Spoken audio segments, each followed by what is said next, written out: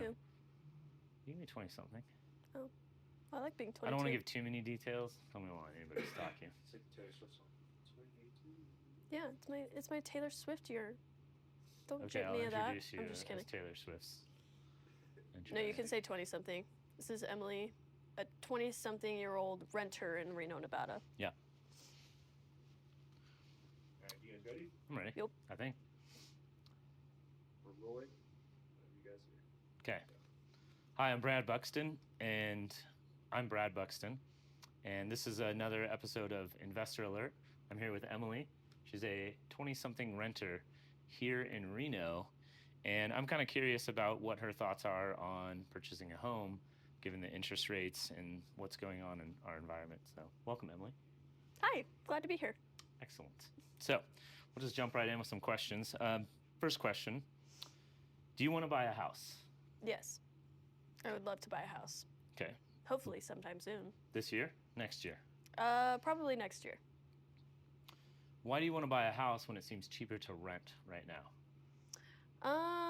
We have interest rates are really high. Rents seem to be pretty stable here in Reno. Yeah, I'd say a major factor for me is I have 3 animals. I have 3 pets, so finding places that will accept all of my pets is really hard. So I'd like to own something. Also, just having my own personal property, and I'd also love to like buy something that's like more of a fixer-upper and put in some work and kind of renovate it the way that like I would want it to look. Yeah, you put in like a cat mansion. Yeah. More cats. Put a dog house in there. I could do all the things. Yeah, that sounds pretty cool.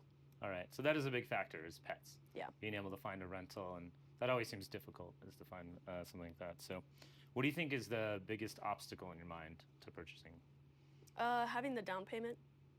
Okay. Yeah. Like having enough money to do a down payment that's conventional instead of like an FHA. Okay. Just to avoid having like a PMI and stuff like that. So have you talked to a few lenders about it sounds like?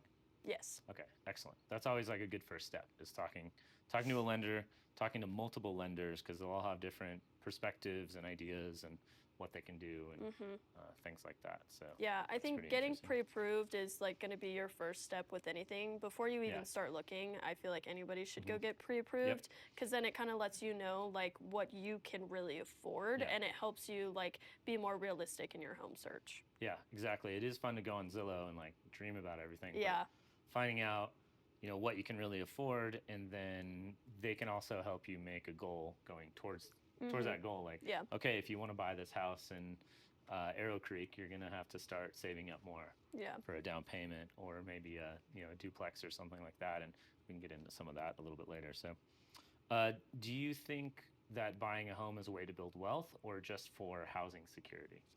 I mean, I think it depends on how you look at it. Or have more pets. Yeah, I think it depends. I think not everybody views their home as an investment, but I think it should be, because especially for a lot of people that are buying their first homes, because what they might not realize is that when they grow out of that first home, they could put it up as a rental instead of just selling it and getting rid of it.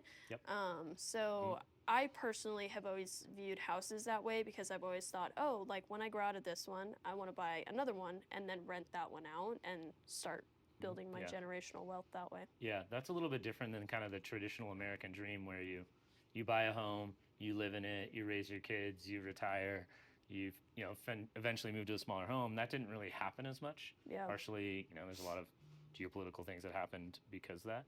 So it's really good that you're taking that different perspective, that maybe the first home you buy isn't necessarily your dream home, but it starts that wealth building journey, because it is one of the largest wealth building in the way most Americans have their equity is in their home. So interesting take on that. Have you considered an investment strategy for a home, buying a duplex or getting roommates or something to afford maybe the home that has the larger yard with the cat cafe inside of it?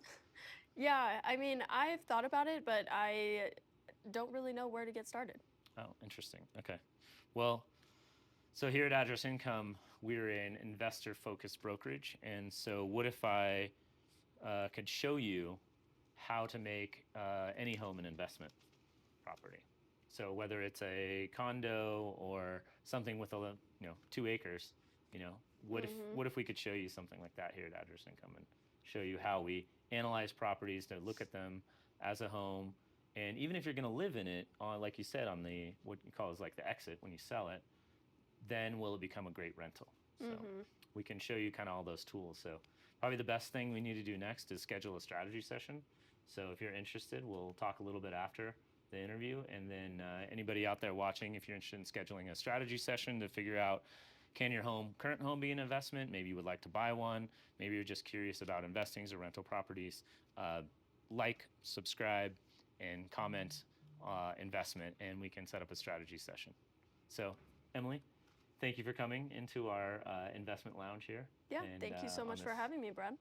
Investor Alert. So I'm Brad Buxton, and this was another Investor Alert.